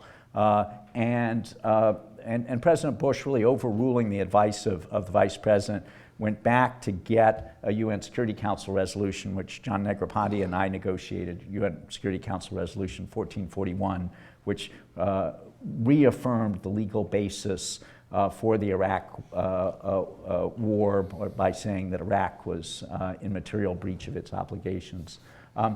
Here's an interesting vignette, a quick one, that just shows you kind of where President Bush's heart is on this when he was being buffeted. About 3 weeks after the Iraq War, he and Tony Blair met for a summit in Northern Ireland. The military fighting was over. They were looking for reconstruction. And Vice President, I think before he left, had said, you know, we're going to take care of the reconstruction of Iraq ourselves. We don't want the UN to have a role here. And Tony Blair, once again, pushing him very hard. You know, Blair was already in trouble from having signed up to this, and he said, look, for me, you know, we can't do this ourselves. We can't be unilateral. In the pre-summit, or in the summit itself, but before they'd gone out to Margaret to talk to you all in the press, Tony Blair was really chewing on his ankle, saying, the UN has got to have a role here. Condi had briefed him and said, Vice President feels very strongly about this, that the UN will screw it all up. We go out in front of the cameras. First question from the British Margaret Warner, I can't remember who it was, says, so, you know, Mr. President, will there be a role for the United Nations in Iraq after the war? President doesn't miss a beat and says, there will be a vital role for the United Nations in all aspects of Iraq reconstruction. I looked over at Condi, and she's just looking up at the ceiling. How am I going to go and explain this? Last quick vignette, because it shows you something about the president. I really want to, there are a number of lawyers in the room. This is a little known episode, but again shows you where the president's heart is. As you know, not well known for sort of commitment to international law, but in the second term, the International Court of Justice had ordered the United States to review the death sentences of 51 Mexican nationals all around the United States, primarily in Texas. Anyone know this story? I see some nodding heads. All these Mexicans had committed grisly crimes, been convicted, sentenced to death. Mexico had appealed it, and because they had never been given consular notice, never access to a consular officer, the International Court of Justice, on an unbelievable decision, said to the United States, you have to review and reconsider every one of these death sentences in various states. We clearly had a binding obligation under the UN Charter. The Attorney General was completely against our doing anything about this. Condi had just become Secretary of State and said, the President, we have an obligation to comply. It would be the right thing to do, Mr. President. And he then issued an executive order to all the states, including his home state of Texas. And I can tell you, his mailbag was not from people in Texas saying, oh, please, Mr. President, I hope you will comply with this ruling of the ICJ, ordering them to review all, so terrible domestic politics. But he complied with an international law ruling. Texas then appealed that all the way up to the Supreme Court. Ted Cruz said that it was his happiest moment to be challenging the President of the United States. I thought we were actually going to win before the Supreme Court, and sadly, the Supreme Court then ruled against us. I'm shocked actually to this day. The Supreme Court said we concede that the President was obligated to comply, but he lacked the power under the Constitution to tell the states what to do. So, it just shows, I know this is a lesser known moment, but it shows that the President, really when buffeted here, even when the chips are down on domestic politics, and part of it was, as I said earlier, backing his Secretary of State, but, really doing the right thing. Fascinating. I hope all this, Michael, is in the interviews. I want to talk about your team, and of course, we have 7 minutes before we go to audience questions. So this may look like an obvious question, or softball, or cheap shot, but comparing the current operation of the current president, national security operation, what mistake, I think most people would agree that it so far hasn't borne much fruit, not entirely. In terms of the way the government works together, policies formulated, the team moves forward, what do you see as the most glaring difference that you would urge the next president not to fall in the trap? I'm going to start with Michael. Well, I wasn't thinking of this when I picked those quotations to read about Bush not assuming he was the smartest person in the room and didn't have anything to learn from other people. But your question makes me realize that that's a really positive quality in presidents that that I'm not sure we have in the incumbent. And you know, part of this, and the others on the panel can speak to this personally, but part of what you learn reading these oral histories is that President Bush did his homework. I mean, if there were briefing papers written in preparation for a meeting, he read them and marked them up, and then asked probing questions to get the answers to things that either he didn't agree with or thought were overlooked or thought were just confused in the briefing papers. So you do your homework, and even then, assume that there are things you can learn from the people who work on these problems full time. You're likely to make better decisions over the long haul than if you walk in with long-standing sort of locker room, bar room, you know, opinions, and impose those on the decision. Fran, I'm turning to you. Same question. So President Bush was incredibly well prepared. I remarked, I think, in my oral history, he would remember these names, these Muslim names, which had like 6 names. And he'd say, isn't that the guy that, which I found extraordinary. But the fact that he was well prepared meant he was a tough briefer in the sense of you weren't going through a slide deck. And if you were making a policy recommendation, you ought to expect he was going to poke holes in it. He was a very good listener. He was very analytic. And so I used to say, you know, if I was delivering bad news, I'd put one foot in back in case the punch came, I could get back up. And that was his right. I can remember Condi saying to me, that's not your problem. He's entitled to push back. So I would say, look, it's a matter of listening. That doesn't mean they're always going to take your advice. But listening is a really important quality for the president.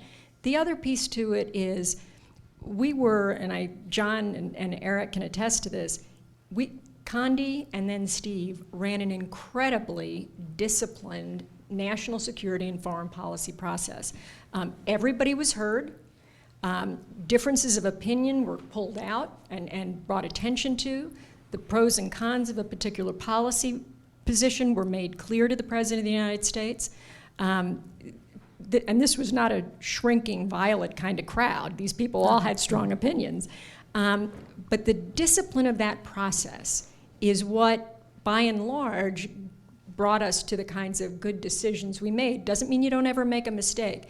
The current administration, it's sort of legend to those of us who served, none of the national security advisors, first of all, there's no administration burned through this many this quick, national security advisors, and none have run that sort of a disciplined process. And so I would hope and urge on the next president to get back to that, because Republican or Democrat, it's been true. The Obama administration ran a disciplined process, the Clinton administration. This is really the first that hasn't. Eric? Well, Margaret, you know my view on this. It's slightly at variance with John's view. I think, based both on my experience and my study of the history of this, sadly, there is no correlation between having good process and good outcomes, or necessarily bad process and bad outcomes. If you read the transcripts of the so-called XCOM of the National Security Council and the Cuban Missile Crisis, I know they mentioned that. Barbara, you mentioned the 13 days that Philip Zelikow is one of the editors of. It's a terrible process. I mean, there's no common agenda, there's no statement of conclusions, the discussions are meandering and wander. I mean, it's an absolutely terrible process in which, oh, by the way, everybody in the room is arguing for the most hawkish possible options on the President of the United States, who's the only one who keeps saying, yeah, but you know, if we do this, it could be a nuclear war. Now, happily, it came out okay. But I guess my point is, while there's no correlation, that's not an excuse to have bad process, because the odds of having a bad outcome go up enormously if you have a bad process. And as Fran was just saying, I think the real problem with this current administration is it has no process. And there's really no process for national security decision-making that any of us would, I think, recognize. And each administration, the National Security Act of 1947 is an incredibly flexible document. Each president gets to create the national security process that they deserve. Or want, at least. Or want, well, I think and deserve, because a lot of it is an emanation of their style of leadership, of how they think leadership works and how they think government ought to function. And it ought not come as a great surprise to anybody who's read either Art of the Deal or any of the many biographies of President Trump, that someone who ran his business in a totally chaotic way and bankrupted 6 casinos, which are like printing presses for money. I don't even know how you do that. But, would run a process that's as chaotic and shambolic as this president has run. And I'll just say, hire experienced people. I know experts, it's probably easy to say this in UVA, but, having experienced and expert people is important. When you have got people who have not seen the problems before. Philip Zelikow, I think, told me this story, that history doesn't repeat itself, but it rhymes. Yeah. And, most of us have seen this a problem before, or a variant of the problem. And, when I go and talk, again, for the students, some of the greatest jobs in government are being a special assistant to a cabinet secretary. Condi, I started my life as special assistant to the CI director. Condi was special assistant, I think, to the chairman of the Joint Chiefs. Fran worked for the Attorney General. Special assistant to George Shultz. There you go. And you see at age 28, what works and what doesn't. Then you move your way up to be a deputy assistant secretary, and then an assistant secretary, and then an undersecretary, and then a deputy secretary. And it's muscle memory. I don't get it that you don't want to have somebody who's going to operate on your head who's doing it for the first time.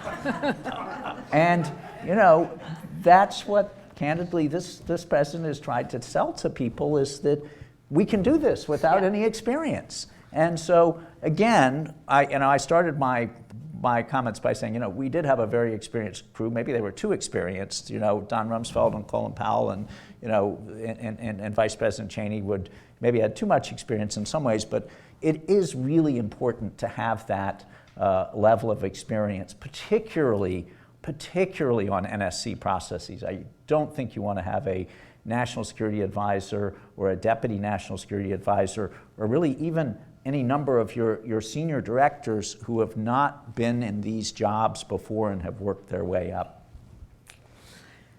So now we're going to audience questions. We will know the drill. Just raise your hand and a microphone will come your way. I think there are some others in this room besides me that remember the media and how they managed both Bushes, particularly this Bush. He was no gravitas. He was a dopey, sort of silly guy, stupid. I mean, the attacks were merciless. We keep an eye on things today, put that in perspective.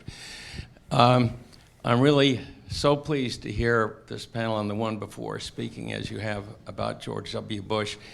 I went to Yale, was in a singing group there with Jonathan Bush, just saw him a couple of weekends ago. And I've been to the Bush place, and I just have the greatest admiration for that family. And there is a question.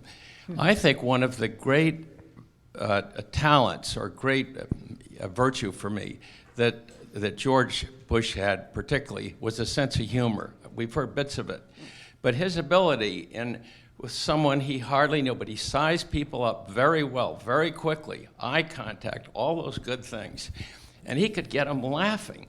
And I think that is a trait that leaders must have, good leaders, and that you get followers. So did you feel that he did have that, or your views? So I was, because of, I had the terrorism account, I was in the Oval Office every single morning. Apropos of the season, yesterday having been Halloween, in an effort to provide a little levity, on Halloween one year, I got this huge witch's hat. And I thought, you know, he'll laugh and we'll get a chuckle before we do the President's Daily Briefing. In I walk, he doesn't crack a smile, he looks at me, and without missing a beat, he says to me, "It's Halloween, I thought you should wear a costume."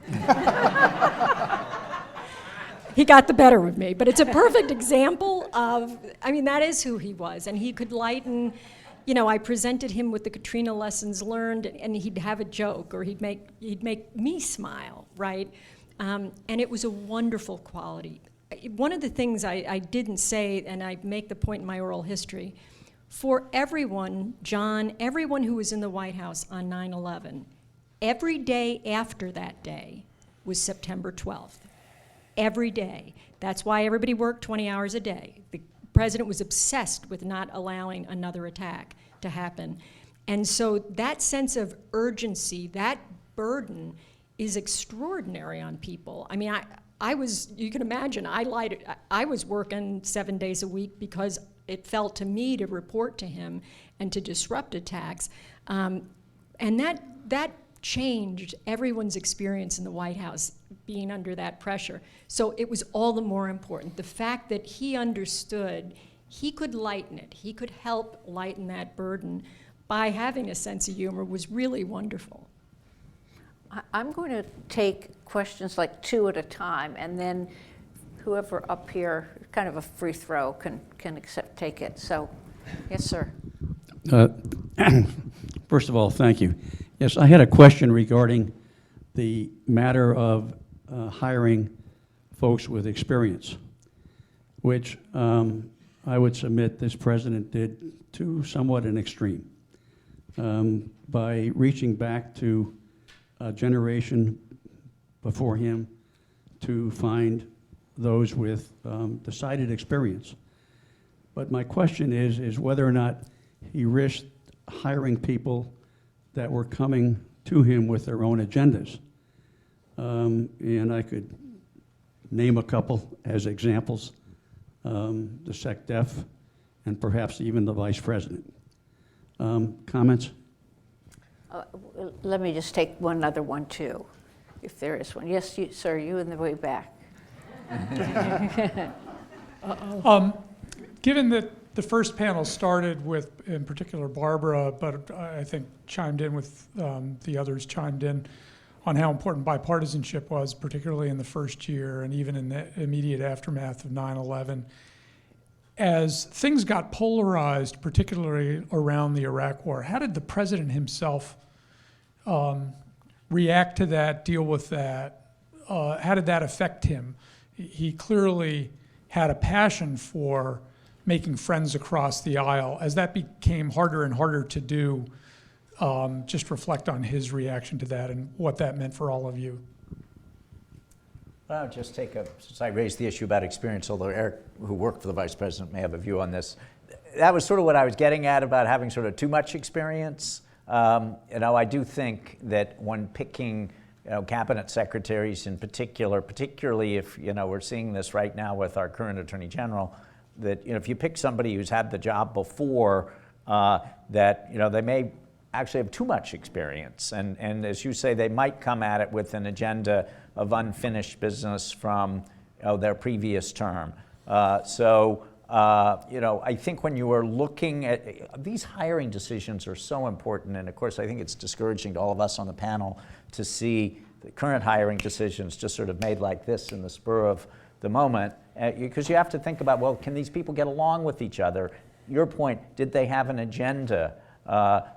Do they have the requisite experience for the job? And it takes a fair amount to do this. One real quick thing, which all of us are used to, one of the hardest things in the national security arena is to run a NSC principals meeting or a deputies meeting.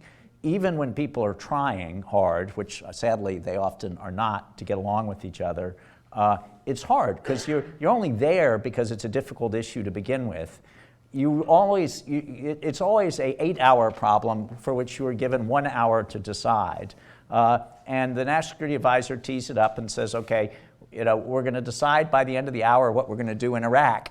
And even if people are pulling together, it's hard. But if someone, and this often, Secretary Rumsfeld would often start after Cundey would say, okay, we're going to talk about Iraq, and he would say, wait a minute, I didn't get any of the briefing materials. Why won't your NSC staff do a better job of getting the briefing materials out in advance? And, and suddenly the table is turned upside down before you've even started. So, you need to get people who will work well together, even in terms of a human dynamic. Fran, I see nodding. Want to take the partisanship? I think as a general proposition, it's never a good idea to take the same job you've had before, and it's never good to bring someone back to do it in the cabinet. And it's not so much that people come with some specific agenda, but a lot of time has interceded, and the person almost inevitably is going to say, okay, I know how to do this, I've done this. But time has interceded, a lot has changed. And so there's much more of an adjustment than people realize. Look, I'm not objective about the Vice President. I worked for him twice, once in the Pentagon and once in the White House. But I can tell you, I don't think he came into the job with any particular agenda other than trying to make President Bush successful. Unlike most vice presidents, and I think this was actually the secret of his influence and power in the Bush administration, he had no ambition to run for president of the United States himself. I mean, by the time he got there, he had 4 or 5 heart attacks. He had a couple of more while we were there. He never was going to run again, and everybody knew that. And so you don't have some of the tensions that you have, including in this current administration, with people wondering about where Vice President Pence is and why did he do that and not this and all that.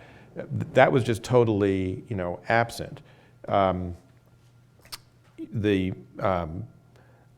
My own view is when the whole record is declassified in the second term, when the Vice President had much less influence, in part because of the indictment and trial of Scooter Libby.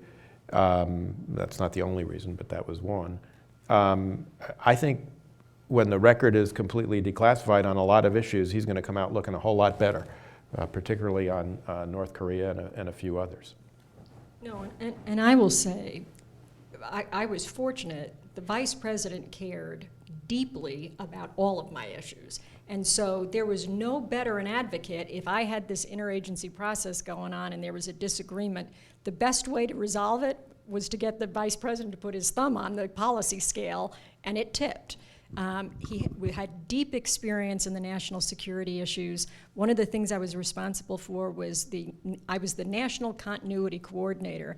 If you can imagine what that is, that's across the entire federal government. I have to make sure in one of these day after scenarios they can all get to work. And so he and Don Rumsfeld, frankly, because of their prior experience, were extraordinarily helpful in pushing the cabinet and insisting in a way I couldn't do from my position to take this seriously. I'm going to try to do 2 more questions if there are people who are dying to ask them, even though we only have a few minutes. I think the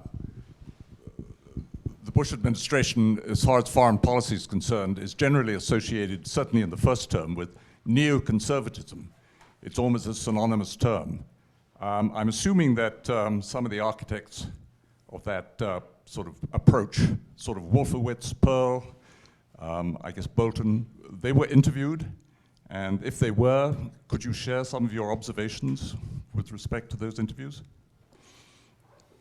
Have those been cleared, Russell? Yeah, one of those was in an interview with a group of other people, but that session hasn't been released yet. We're still working on it. This is a constraint, meaning that everybody who participates in an oral history is given the opportunity to review the transcript, redact parts of it if they want to, although very, very little ends up getting redacted. And then the burden is on them to finish that and get it back in. And I think about half or a little less than half of those who have been interviewed are represented on the website now. Others are coming in and will continue to come in, but until they release those interviews, we really can't break that confidentiality. Does anyone else have one? Because we're sort of out of time. Barbara.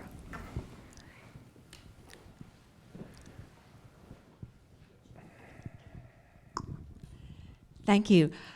So to Russell's point about delayed gratification, it's as if we've waited 10 years for Christmas morning, and this is Christmas morning for us. So thank you to everyone for being here and all your great questions and attentiveness. But I do have a question related to the point about sexism, because in Margaret Spelling's interview, she speaks very poignantly about how open President Bush himself was to working with women and the powerful women that he had around him and why she thought that was the case. But since you mentioned it and others had seen some others in the cabinet not so open to women in positions of power.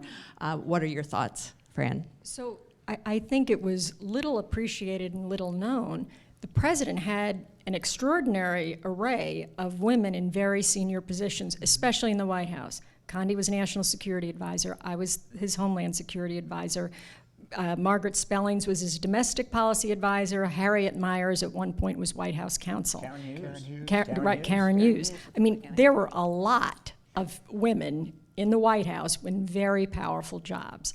And I can remember at one point, you know, there's International Women's Month, and there's always a White House event, and we all would go. And you might imagine we said to him, you know, you should brag. Why don't you say something and draw attention to this? Because it's really quite extraordinary. And he sort of quizzically looked at me and he said, I didn't put you in that position. I didn't put any of you in that position because you're women. I put you in those positions because you're competent. I wouldn't demean your expertise. And I thought that was really extraordinary. One other quick vignette, my first trip, you'll all remember 15 of the 19 hijackers were from Saudi Arabia.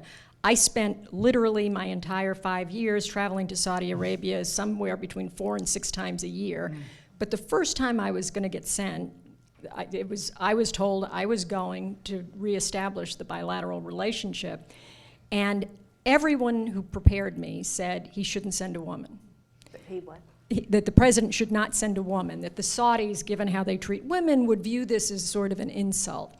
And so I screwed up the courage, and one morning after the PDB, I pulled the president aside, and I say to him, listen, sir, maybe you want to change your mind about sending me, and I explain what's happened. And I said, look, we can just say I didn't want to go, or, I mean, but maybe you want to reconsider it. Oh, he was quite sharp with me. And his response to me was, they don't know what they're talking about. Forget what the only thing the Saudis care about is whether or not you have direct access and are carrying a message from me. You could be Barney, you could be purple, won't matter to them. And you know what? He was absolutely right. And so he really was quite comfortable with strong-willed, you know, strong-spoken women who served him. Well, join me, please, in thanking our panel. You're all great.